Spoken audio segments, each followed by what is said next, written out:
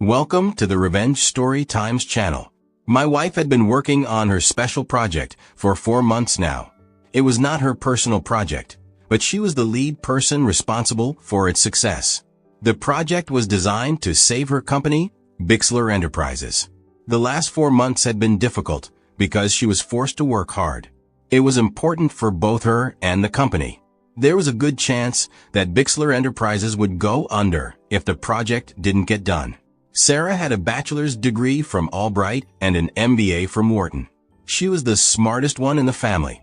I started working as an auto mechanic right out of high school, and after 21 years, I was still an auto mechanic. I didn't mind because I liked the work and it paid well. It was enough to pay for Sarah's college and raise 2 kids. We weren't living luxuriously, but we were doing well. The kids had already shipped out, and things were going pretty well with our income.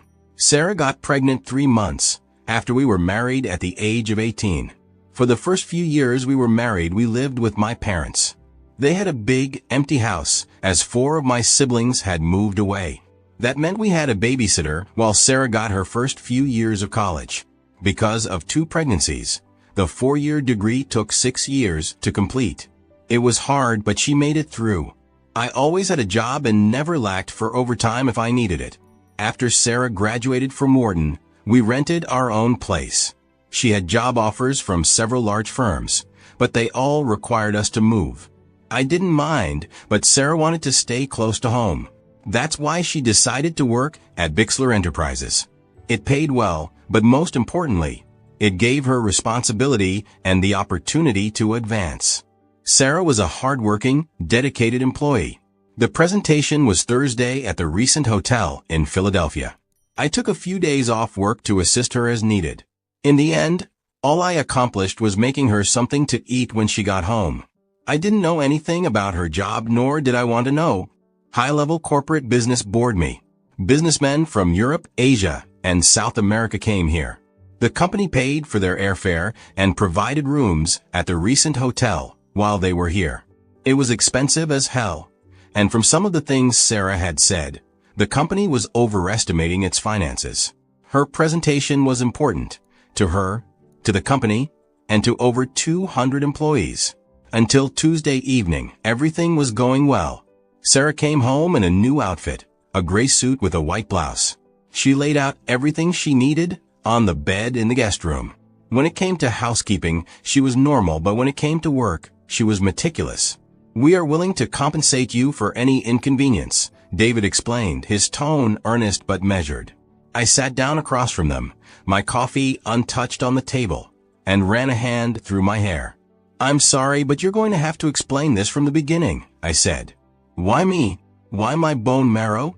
Mara, who had been silent up to this point, finally spoke, her voice soft but strained. "Our daughters, they're not just adopted. They're biologically connected to you." The room seemed to tilt. I stared at them, uncomprehending. "What are you talking about?" I asked. Mara's hands were clenched tightly in her lap. David took over again. "Your wife, Sarah, before you separated, well, she had an affair. The girls are the result of that relationship. But genetically, you're still a match. Sarah was your wife, and the shared history makes you an ideal donor." The words hung in the air, heavy and suffocating. I could feel my pulse pounding in my ears. "So let me get this straight," I said slowly. "Sarah had an affair. These children are from that affair. But now 5 years later, you show up asking for my help." David nodded. "Look, I know this is a lot to take in. We're only here because the doctors said you might be our last chance. We wouldn't have come otherwise." For a long time, none of us spoke. I didn't know whether to laugh, cry, or throw them out. My life, which I had painstakingly rebuilt from the ruins of my marriage, was now being dragged back into the chaos I thought I had left behind. "I need some time to think about this," I finally said, my voice rough. "I can't make any promises." David and Mara exchanged glances. "Of course," Mara said. "But please don't take too long. Time is not on our side." After they left, I sat in silence, staring at the empty coffee cup in front of me. The past had come crashing back into my life, bringing with it questions I wasn't sure I wanted to answer. The following days felt like a blur. I went through the motions of my routine, work, errands, evenings spent in the quiet of my apartment, but my mind was a hurricane of thoughts. Every time I tried to focus, their words echoed in my head. You might be our last chance. I tried to convince myself that this wasn't my problem. Sarah's betrayal had already shattered me once. I didn't owe her or anyone connected to her anything. And yet, every time I imagined those two little girls fighting for their lives, a knot formed in my chest that refused to loosen.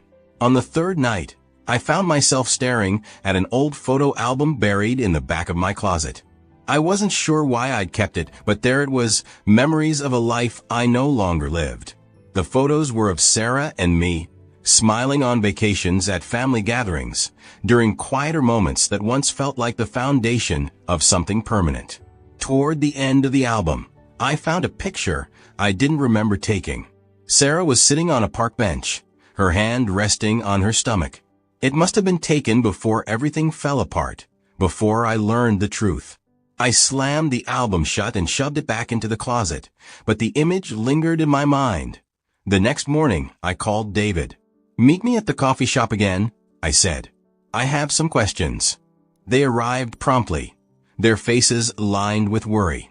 This time, I noticed how exhausted they looked, Mara's dark circles, David's furrowed brow. "I need to understand something," I began. "Why didn't Sarah come to me herself? Why send you two?" David exchanged a glance with Mara before answering. "She couldn't," he said, his voice faltering. "Sarah passed away 3 years ago. Cancer." The air seemed to leave the room. I hadn't spoken to her in so long, hadn't even considered where she might be now. But hearing this, it hit me harder than I expected. "I'm sorry," I said quietly, though I wasn't sure if I meant it for them, for Sarah, or for myself. David nodded, his throat bobbing as he swallowed. "She didn't want to burden you. Even when she was sick, she said you'd been through enough because of her." I leaned back in my chair, my thoughts spinning. This wasn't just about the girls anymore. It was about a chapter of my life that I had buried, but never truly resolved. "I'll do it," I said finally, the words tasting strange on my tongue. "I'll get tested." Mara let out a small, tearful gasp, and David reached across the table to clasp my hand. "Thank you," he said, his voice thick with emotion. "You don't know what this means to us." I nodded, unable to meet their eyes. "But I need you to understand something. This doesn't mean I'm stepping back into that life. I'll help because it's the right thing to do, but that's where it ends." They agreed, and we arranged for the testing to be done the following week. As they left, I felt an odd sense of calm settle over me. For the first time in a long while, I wasn't running from the past. I was facing it head-on. What came next, I didn't know. But for now, I had taken the first step. Thank you for listening. Until the end, see you in the next episode of Revenge Story Times. Take care of yourself and your loved ones. Goodbye.